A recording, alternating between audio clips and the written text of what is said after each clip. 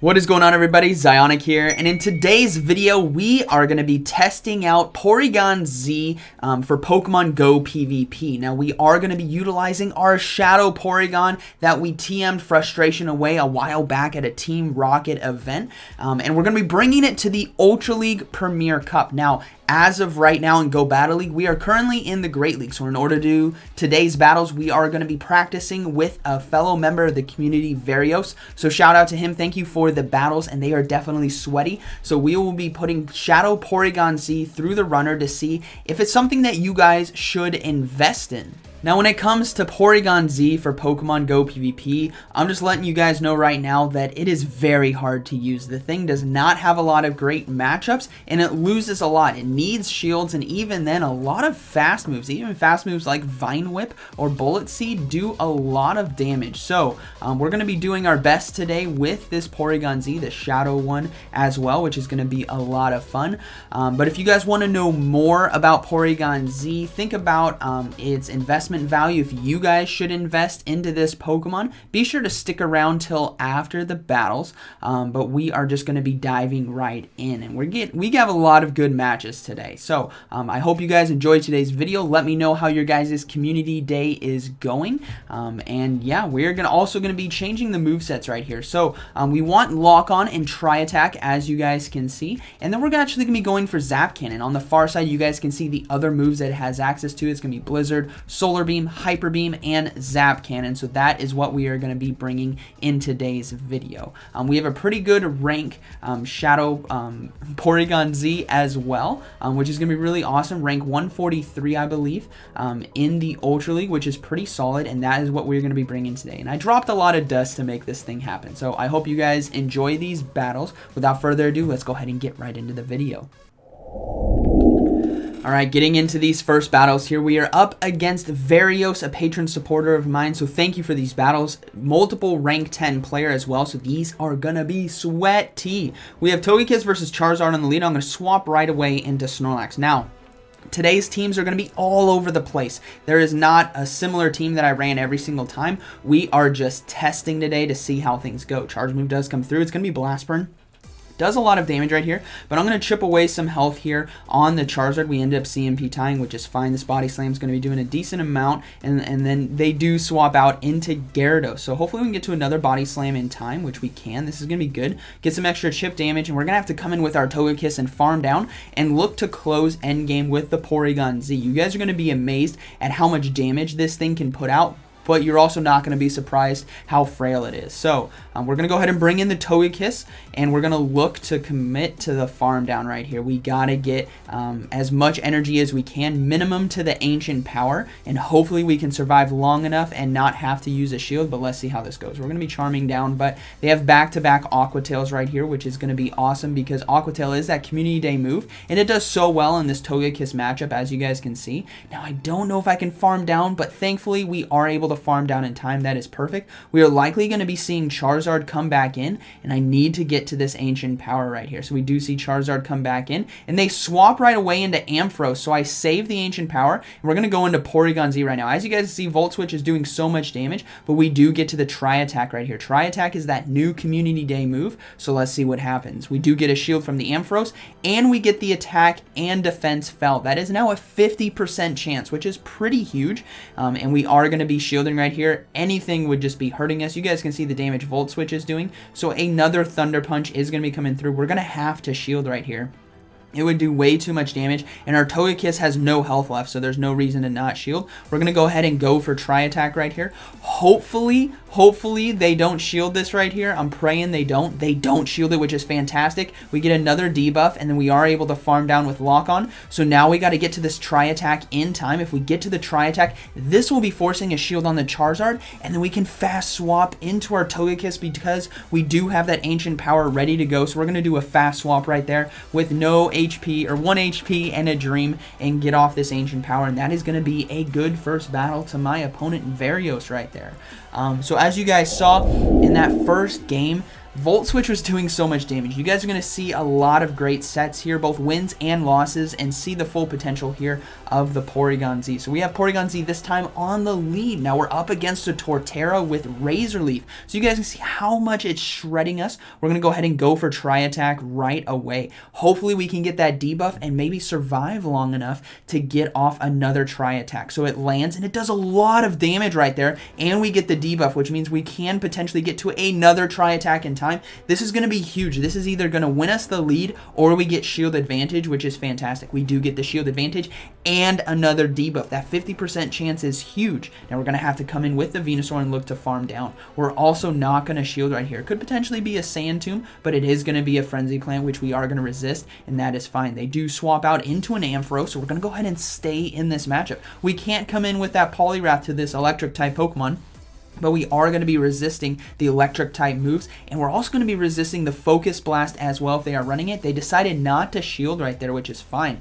We ourselves are not going to shield as well on this first one. Focus Blast and Thunder Punch will both be resisted because of our Grass electric typing. We're going to look to commit to the farm down. Now, they get off another charge move. I'm thinking, okay, maybe I could shield on this one, and we're going to look to farm down and hopefully get off a lot of energy right here, but they get to another Thunder Punch. Ampharos is absolutely ridiculous when it comes to the Ultra League Premier Cup, but this Thunder Punch is not going to KO us, which is fine. We're going to be able to farm down. Now, we're going to have to see what decides to come in, and it's going to be...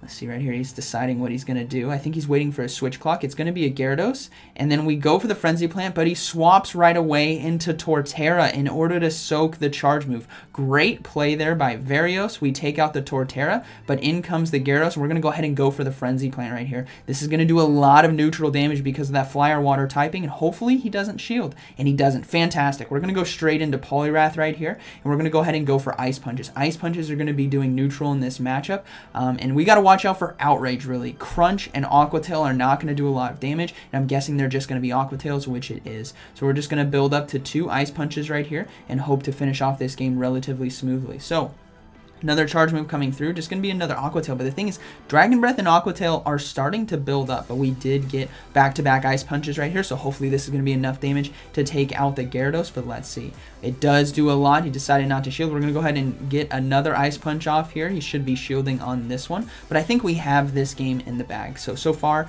2-0 right here, which is going to be pretty solid. I'm hoping he doesn't have an Outrage. I'm like, please don't, but we get to it in time. But no, he gets off a charge move, and I thought maybe Crunch will do enough, but I don't think it will. It's just going to be another Aqua Tail, which is fine, and then we're going to be able to get to the Ice Punch in time, and that is going to be finishing off the Gyarados right there. So that is going to be a GG's to my opponent. Let's go ahead and move into the next battle. So we saw right there at the beginning, able to get those debuffs really helps out, and the damage from Tri-Attack is gotta be respected because you're gonna get debuffs, you're gonna do a lot of damage and set up Pokemon to come in and farm. Now we have Swampert versus Swampert on the lead. Like I said, all these battles are gonna be unique. We're gonna run a lot of different teams, but today we're talking about Porygon-Z. So we're just building up to double Hydro Cannon right here. He does decide to throw his energy, which is fine. We're not gonna shield just yet. We'll have to see what it is. It's just gonna be a Hydro Cannon. That's all right. We're gonna build up to double Hydro Cannon right here, but he gets off another Hydro Cannon. So gonna have to shield this right here, and then we will see potentially swap, but we're gonna hopefully CMP tie. No, we didn't. So we're going for the Hydro Cannon. Thankfully he didn't swap right there.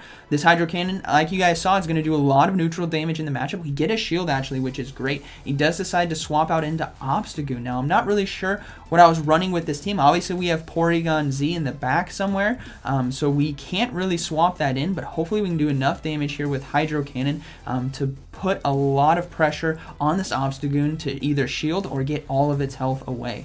So we do burn a lot of its health, which is fantastic, and they decide to throw their energy, which is fine. I'm going to go ahead and let the Swampert go down right here. Night Slash is going to be doing some nice neutral damage. We have Typhlosion and Porygon-Z, both of which are not good options right here. Porygon-Z would take way too much damage from counter, and Typhlosion here is going to take a while to farm down. So we're not going to shield. Night Slash is going to do a lot of damage, but we're going to have to save our shield for Porygon-Z for endgame if we want to do anything. So We're counting the moves right there. We're going to go for Blast Burn right here. This should be enough to finish off. And he still has Swampert with a lot of health. So things are not looking good, especially since Swampert can get to charge moves very, very quickly. We're going to go ahead and build up a little bit and then go for the Blast Burn, hoping he thinks this is going to be a Solar Beam. And then we're going to look to potentially swap. And we try to swap, but we did CMP tie, which is fine. We have to let the Typhlosion go down now. We got to save that shield for Porygon-Z, which is fine. I was just worried about him trying to farm me down with fast moves. So we're going to bring in the Porygon-Z. We have one shield,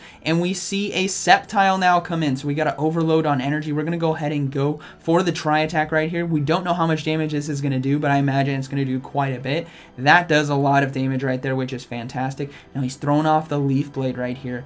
And I decide to shield this. I'm not sure how much damage it would do. In hindsight, we could have potentially survived that. But look at how much damage the fast move is doing. We got to overload on energy right here and try to see if we can beat that Swampert to the charge move. But he does have a lot of energy, so I imagine we won't be able to do so. So we finish off the Sceptile. We try to get to the Tri-Attack right here. Oh, we get to the Tri-Attack. Is this going to be enough to finish off the Swampert right here? I would love to see it finish off. No, barely not enough. And we get the attack debuff. So can we actually survive a Hydro Cannon right here?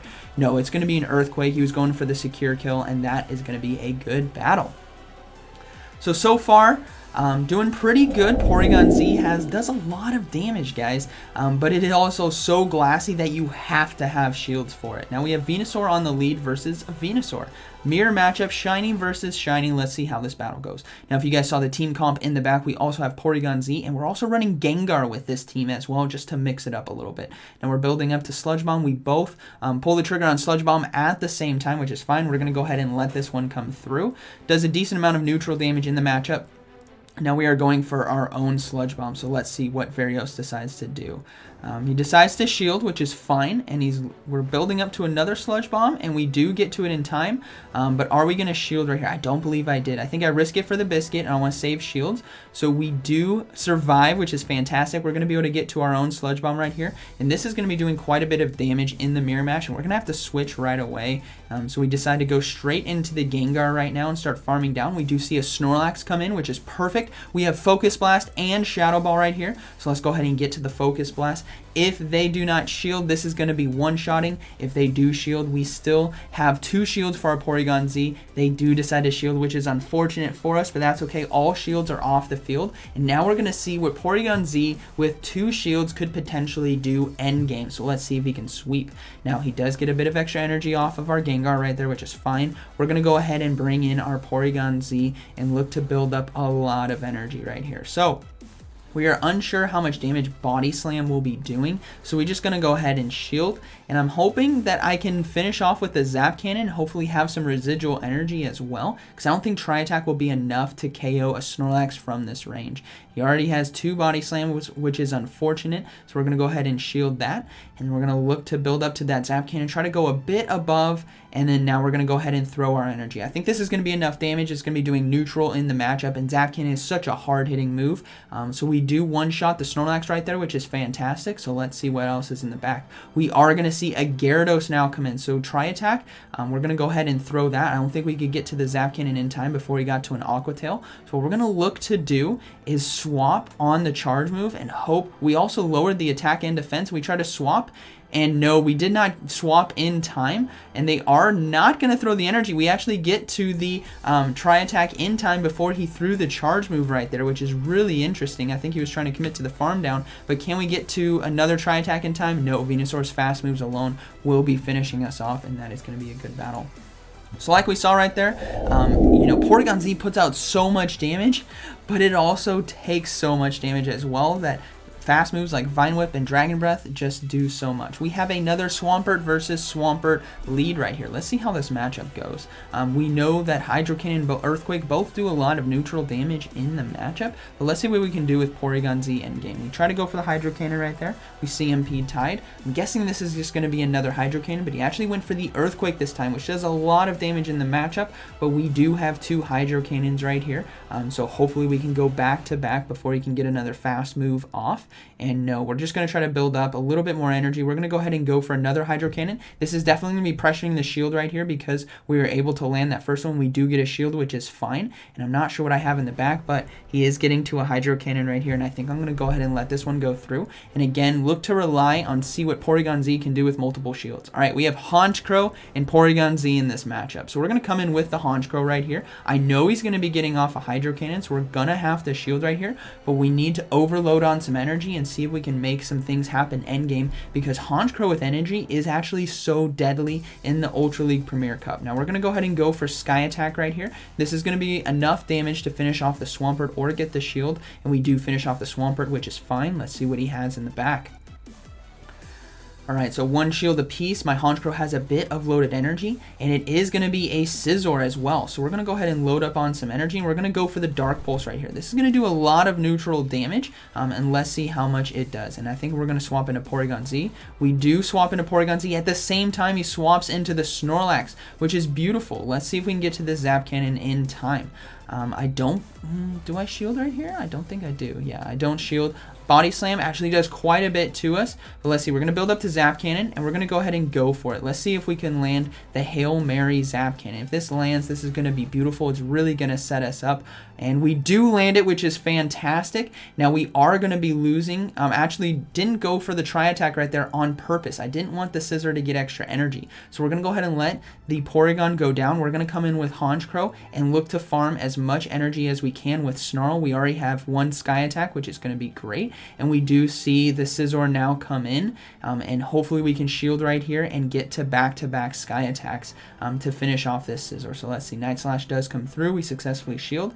And hopefully, no, I didn't do enough fast moves right there. We are like 2 energy off of a back-to-back Sky Attack, so I am going to have to do one more fast move. We do get a shield. We go for one more Snarl, and we're able to get the next Sky Attack, and that is going to be a good battle right there. So just showcasing how much damage Honchkrow can really do with energy and how much damage that Porygon-Z can do to a Snorlax. So moving into this next battle, we have another Porygon-Z Honchkrow in the back combination, but this time we're leading with the Charizard instead of a Venusaur. Or instead of a Swampert, I should say. Let's see how this battle goes. So we have Charizard on the lead versus Ampharos. This is not good. This is not good at all. My whole team is going to be weak to this Ampharos, so we're going to build up to the Blast Burn and then go for the Dragon Claw bait right here. Now he does decide to throw energy. I know this is going to be Thunder Punch, and it's going to be absolutely destructive, so we are going to shield right here. And I'm going to look to try to get this Dragon Claw off. Hopefully we get a shield. If this lands, it's definitely not going to be good for us as we're already at a deficit. And he does decide to let it go through, which is ballsy, but we're going to go ahead and go for another Dragon Claw right here. And we're not going to be investing a second shield into this Charizard if he decides to throw his energy. So we're going to go ahead and let the Charizard go down. So yeah, got to let it go down. Now we have to come in with Porygon-Z and look to farm down because the Honchkrow is going to be taking way too much damage. But Lock On is going to do quite a bit in terms of gaining energy for us. Now he does get to another charge move. So I'm like, crap, I'm going to have to shield. Thunder Punch is going to do so much damage. So hopefully I can get enough energy to apply a lot of pressure to his backline. So let's see how this goes.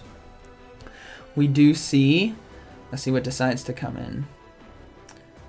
I believe it's going to be Sceptile. Yeah, we see a Sceptile come in, so I'm trying to count, and I'm going to go ahead and go for Tri-Attack, and then I'm going to look to swap out in the Honchkrow to try to catch that Leaf Blade right here. So the Tri-Attack does a lot of damage, no shield right there, and we can't swap out as well, but the attack and defense did fall there on the Sceptile, which is actually pretty good for us. We're able to survive just because of that debuff, which is crazy, and we're coming in with Honchkrow, and he has a Venusaur, so now we need to build up and go for the back-to-back. We have a back-to-back right here, which is beautiful. Hopefully the Sky Attack is going to be doing enough damage, but he does have 2 shields, which is also very, very scary. So we're going to be going for another Sky Attack right here. We need to get a lot of damage off or hopefully get the shield, and we don't. We land it, which is beautiful, but can we survive the Sludge Bomb right here? Can we get enough energy against this Sceptile in the back? So Sludge Bomb, we are able to survive, which is beautiful. We're loading up on some energy. Sceptile's in the back, but he already has a shield, and we're not going to be able to get to the Sky Attack in time, so it's now going to come down to my Porygon-Z to try to finish this game off, and it's coming down to the wire, but he still has a shield and 1 fast attack, and we go down. So Good battle right there. But as you guys can see, Porygon-Z, man, if they have even shields, he just goes down so fast to fast moves. Now, we landed a solid lead. We have Swampert versus Ampharos. He does switch out into the Snorlax. So we're going to come in with the Porygon-Z right here, and we're going to be doing a lot of damage. Now, I believe we decide not to shield on this because we know Body Slam does a decent amount, but it doesn't KO us, so which is fine. We're going to build up to that Zap Cannon, and then we're going to actually go for the Tri-Attack right here. Let's see how much damage this Tri-Attack does. Hoping we get that debuff. It is a 50% chance to lower your opponent's attack and defense, and it does actually quite a bit of damage, and we also get the debuff, which is great. Now we're going to be going for another Tri-Attack right here. The energy gain with Lock On is fantastic. It's the same fast move as the Regis, and we're able to flip that matchup very, very nicely. We are going to see the Ampharos come back in, and we do get to another Tri-Attack in time. That is incredible right here. So Porygon-Z flexing on the biggest tank in the Ultra League right now, and able to get a shield as well from the Ampharos. So we can match up our Swampert back to this Ampharos. We're going to go ahead and go straight for the Hydro Cannon right here. We want to put a lot of pressure on the health and shields of this Ampharos, and we'll have to see what he has in the back. Decides not to shield and decide to swap out into a Scizor. So we're going to go ahead and come in with our Gallade right here. Gallade is going to be taking neutral damage from the Night Slashes, but we do have Close Combat, which is actually going to do a lot of damage if he decides not to shield. So that's what we're going to be going for. I can save my shields for my Swampert in the back. We know it does well against Ampharos, and it can do well against Scizor as well, especially with shields. So we're going to go ahead and go for Close Combat. He decided not to shield, and we absolutely destroyed that right there. So Gallade coming in clutch right here. Going to get Ampharos extremely low, and all we need to do is shield one charge attack right here. Don't want that Focus Blast to be hitting us, so we're going to go ahead and shield, and fast moves alone should be able to finish off the Ampharos right here, and that is going to be a good game. Alright, moving into the next battle here. So we have Venusaur on the lead with Empoleon and Porygon-Z. So let's see how this one goes. Here we go. Alright, we're getting right into the battle here. So, yeah, Venusaur, Empoleon, Porygon-Z. Let's see how this one goes. We have Venusaur on the lead versus Snorlax. Okay, decent matchup for us.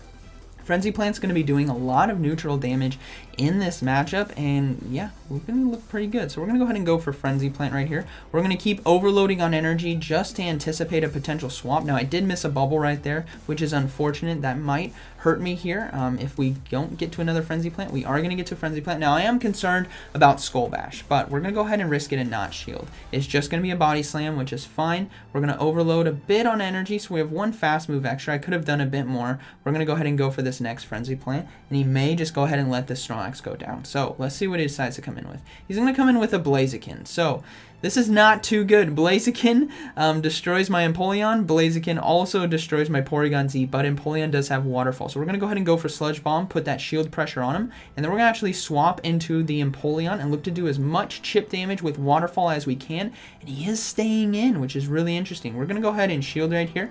Blast Burn could do a lot of damage, but it is just going to be a Blaze Kick, so good shield bait right there. And then we're going to try our best to farm down, but we are going to have to shield again.